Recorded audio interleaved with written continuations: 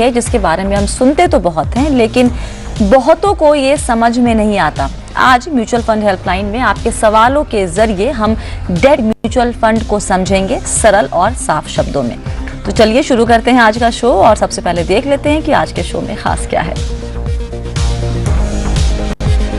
अगर date fund में आपका रिटर्न खराब दिख रहा है तो आपकी स्ट्रैटेजी क्या होनी चाहिए?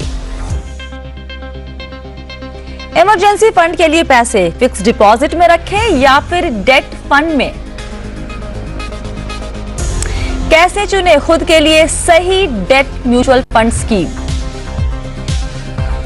और म्यूचुअल फंड पोर्टफोलियो अगर 30% के नुकसान पर है तो अब आप क्या कर सकते हैं, बताएंगे आज।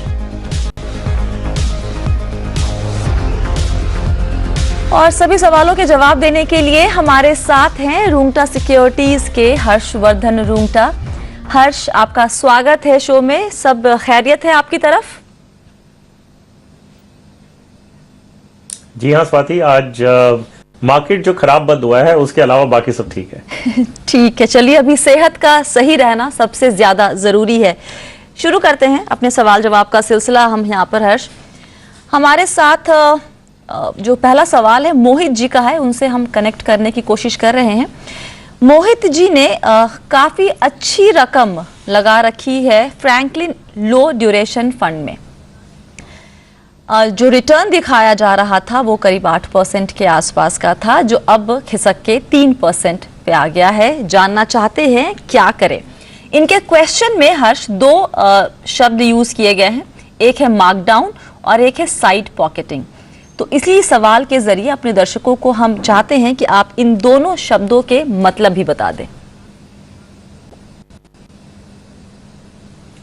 स्वाति, इनकी अगर हम बात करें, इन्होंने जो इन्वेस्टमेंट किया है वो है फ्रैंकलिन लो ड्यूरेशन फंड में जी।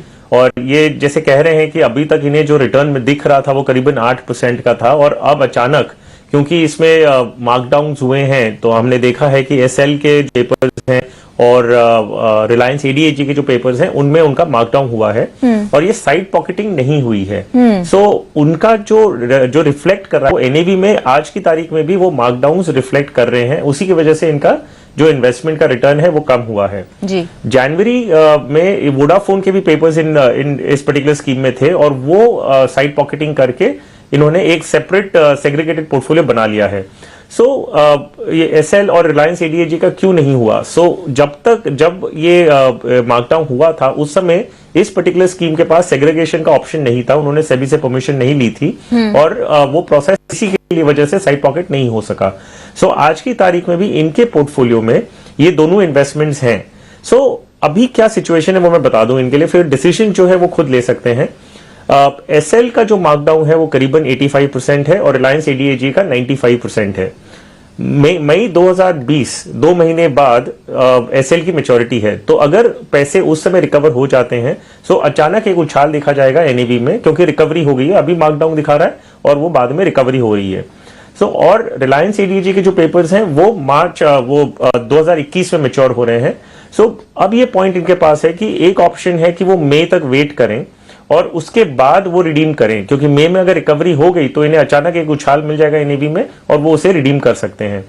अगर ये उस समय तक वेट नहीं करना चाहते हैं, और वो क्यों नहीं करना चाहिए वो भी एक कारण है, क्योंकि इनका इन्वेस्टमेंट जैसे हम जानते हैं कि काफी बड़ा है, एक ही स्कीम में इन्वेस्टेड है और जो बाकी के करंट इन्वेस्टमेंट्स हैं इस पर्टिकुलर स्कीम में फ्रैंकलिन लो ड्यूरेशन फंड में ये काफी लो रेटेड पेपर्स में इन्वेस्टेड हैं। हो सकता है कि आगे जाते हुए, क्योंकि इतनी इकोनॉमिक स्ट्रेस है आज की तारीख में, कि हो सकता है कि इनके पास और कोई डिफॉल्ट अगर नहीं हो तो बेहतर ही है।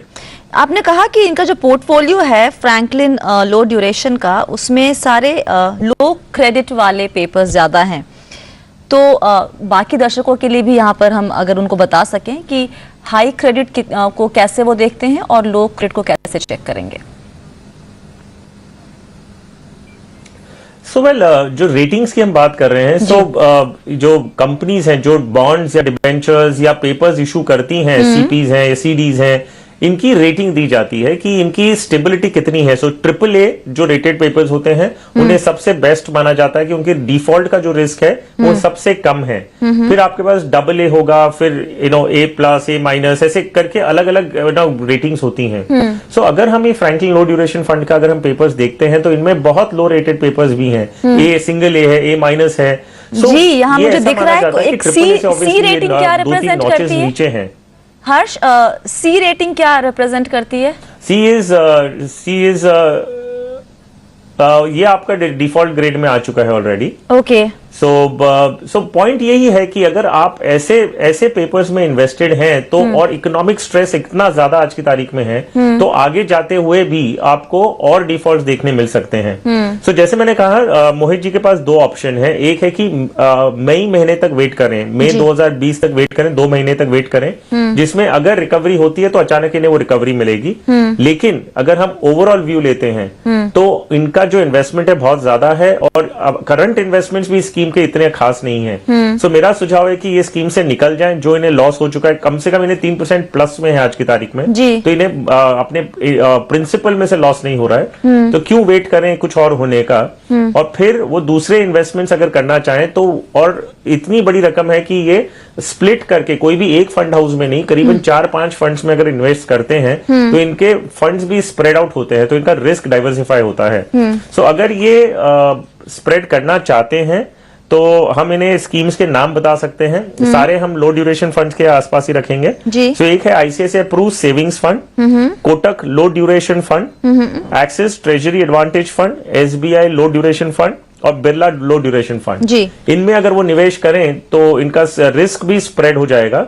और 5 स्कीम दी है, 15 करोड़ का इनका इन्वेस्टमेंट है, 3-3 करोड़ करके 5 स्कीम में है, तो एक अच्छा डाइवर्सिफाइड पोर्टफोलियो बन सकता है। मोहित यहाँ पर हमारे साथ जुड़ चुके हैं। मोहित, यस मैम। सलाह आपने सुनी हर्ष की, निकलने की सलाह दे रहे हैं क्योंकि जो आप पूरा पोर्टफोलियो देखिए, टॉप होल्डिंग अपना इस फ्रैंकलिन लो ड्यूरेशन फंड का, एक भी ट्रिपल ए रेटेड यहाँ पर कोई भी इंस्ट्रूमेंट नहीं दिख रहा मुझे। सारे double A plus, double A minus या उससे कम, इस तरह की रेटिंग है। तो अभी आप, क्योंकि आपका जो प्रिंसिपल अमाउंट है वो एटलीस्ट इंटैक्ट है, तो वो निकल जाए और जो आपको फंड के नाम रेकमेंड किए गए उसमें आप बांट के आप निवेश कीजिए। ठीक है? Right, sure ma'am, thank you so much sir for the question. और हर्ष, यहाँ पर दूसरा सवाल लेने के पहले मैंने आपसे कहा था कि 2 वर्ड जो यूज किए गए हैं, जो एक डेट फंड में जो निवेश करता है उसके लिए जानना जरूरी है।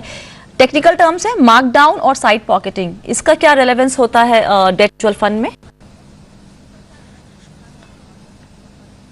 सो मान लीजिए अभी हम इसी फंड की बात करते हैं, फ्रैंकलिन लो ड्यूरेशन फंड। इसमें रिलायंस एडीएजी के इन्वेस्टमेंट्स किए हुए थे, कई पेपर्स थे जो रिलायंस एडीएजी ग्रुप के थे। अभी इनकी मान लीजिए double A triple A rating पहले थी, तो ट्रिपल ए रेटिंग अगर पहले थी तो इनकी जो मार्केट वैल्यू है वो समझ लीजिए 100 रुपया थी।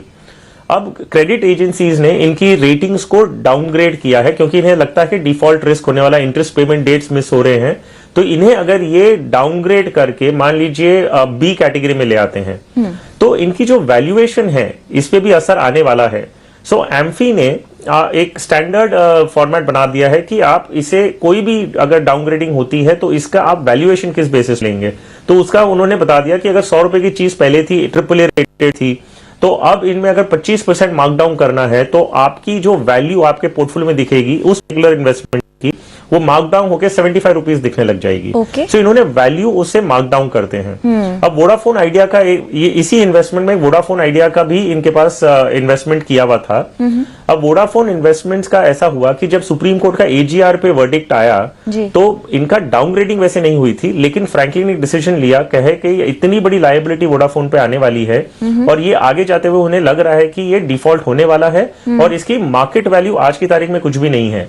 सो उन्होंने क्या किया, वोडाफोन पेपर को पूरा डाउनग्रेड करके 0 वैल्यूएशन पे कर दिया कि बोले हमारे हिसाब से इसकी कोई मार्केट की वैल्यू नहीं है। तो जो चीज पहले आपको 100 रुपए दिख रही थी वो अभी 0 हो गई आपकी वैल्यू में। अब क्या हुआ कि क्योंकि ये 0 वैल्यूएशन में दिखा रहा है और इसे अभी साइड पॉकेट करके एक अलग स्कीम बना दी उन्होंने कि एग्जिस्टिंग यूनिट होल्डर्स को उन्होंने उतने यूनिट्स दे दी जितनी वैल्यू के थे।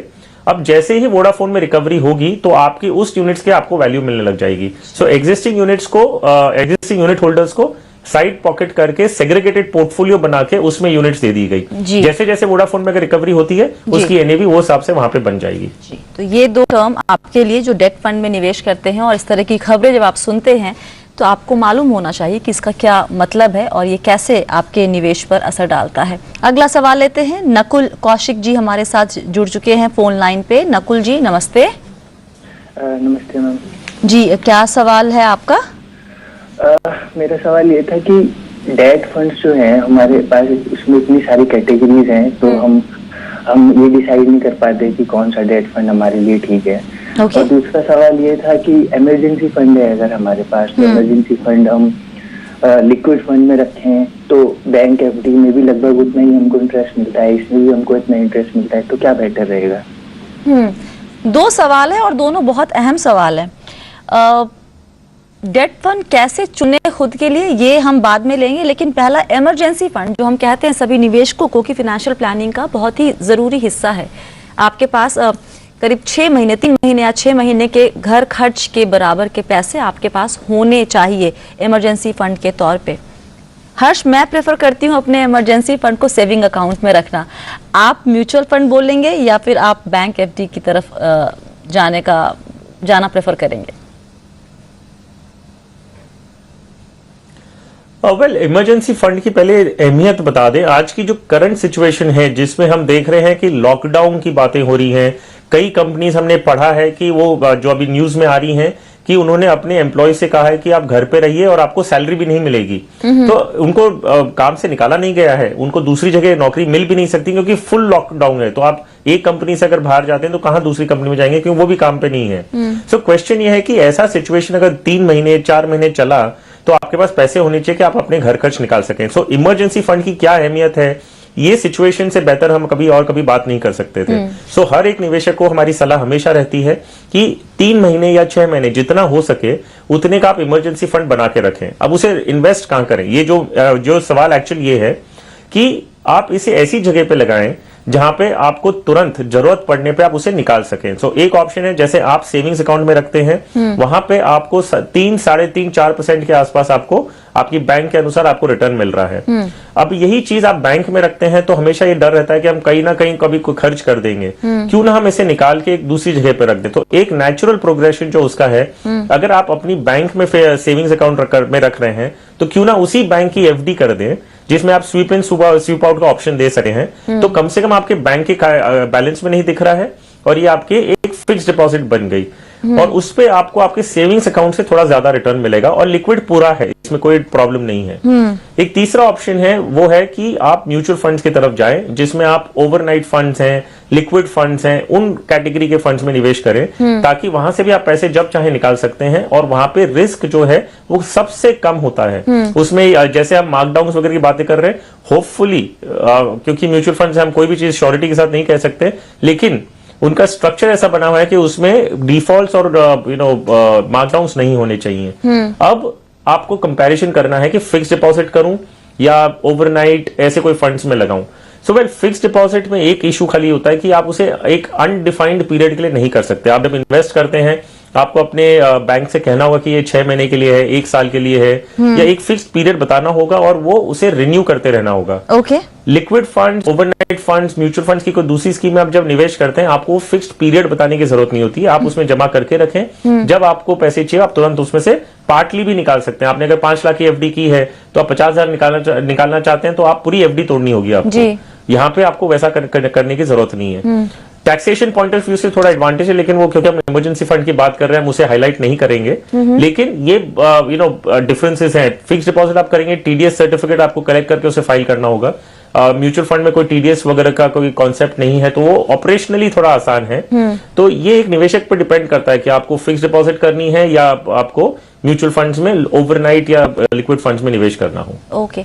यहाँ पे जो दूसरा सवाल था कि कैसे फंड चुने, 16 कैटेगरी है जहां तक कि मुझे याद आ रहा है डेट फंड की, उसमें से मेरे लिए बेहतर कौन सा है, कैसे चुने, ये हम जानेंगे हर्ष से। लेकिन एक ब्रेक के पहले हम नकुल जी से बात कर रहे थे और एक सवाल उनका रह गया था कि भाई 16 तरह के जो डेट फंड्स हैं उसमें एक निवेशक कैसे चुने कि निवेश कर रहे हैं उसमें ज्यादातर हो सके तो 100% ट्रिपल ए हो, या तो कम से कम 80 या 90% तक ट्रिपल ए हो, बाकी डबल ए पेपर्स हो, तो ये सिलेक्शन प्रोसेस आराम हो जाएगा। इनकी हम बात करें तो इन्होंने इमरजेंसी फंड के लिए SBI magnum medium duration fund चुना था, तो उसकी जगह ये ओवरनाइट या तो लो ड्यूरेशन फंड चूज करेंगे तो इनके लिए बेटर है, जो है HDFC ओवरनाइट फंड या ICICI approve savings fund. Okay अच्छा, यहाँ पर अगला सवाल लेते हैं क्विकली, वक्त थोड़ा कम है। रतन बानिक जी कोलकाता से उन्होंने सवाल भेजा है अपना। डेट फंड पोर्टफोलियो में अगर कंपनी डिफॉल्ट करती है तो क्या होता है? पहली बात तो क्या करना चाहिए? और इनका जो निवेश है वो UTI के सारे बहुत तरह के डेट फंड्स में, ultra short term, regular saving fund, credit risk fund. अब जानना चाहते हैं कि लॉस में है काफ़ी, और ऐसे माहौल में कौन सा डेट फंड सेफ होगा? सेफ्टी वर्ड आजकल बाजार में नहीं है, दिख ही नहीं रही। हर्ष?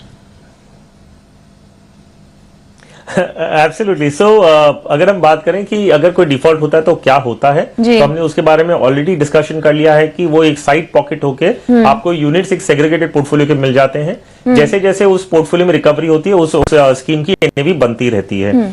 अब अगर हम बात करें कि इन्वेस्टमेंट कहाँ करना चाहिए, मैंने आपसे पहले भी कहा कि आज की तारीख में जो करंट सिचुएशन है उसमें ऐसे कोई स्कीम्स ढूंढिए जिसमें 100% या तो ट्रिपल ए पेपर हो, या कम से कम 80 to 90%, 10 से 15% अगर दूसरे डबल ए पेपर हुए तो चल जाए।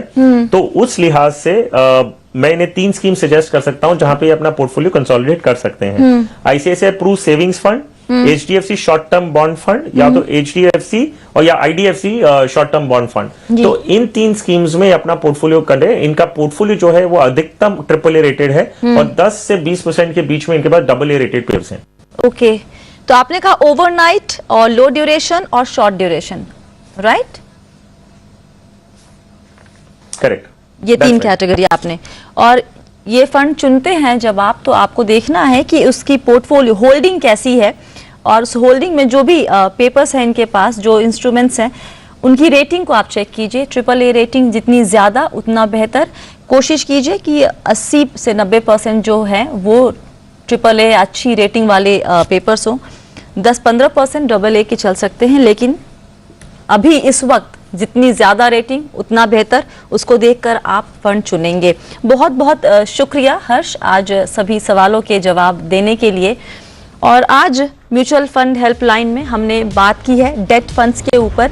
माहौल थोड़ा सा हिला हुआ है, हम सब डरे हुए हैं, लेकिन इस वक्त आपको संयम रखने की ज़रूरत है। इक्विटी म्यूचुअल फंड में निवेश कर रहे हैं तो नुकसान जरूर दिख रहा होगा। SIP कर रहे हैं तो प्लीज उसे जारी रखें। उलझन में अगर है, किसी फंड को लेकर डाउट में है, तो हमें सवाल लिखिए। सवाल कहाँ लिखना है आपको पता है, ईमेल ID आपकी स्क्रीन पर। सवाल लिखते हैं तो प्लीज अपना नाम, नंबर जरूर लिखिए ताकि आपसे हम बात भी कर सकें। फिलहाल के लिए इतना ही, लेकिन आप सभी बने रहिए जी बिजनेस के साथ। नमस्कार।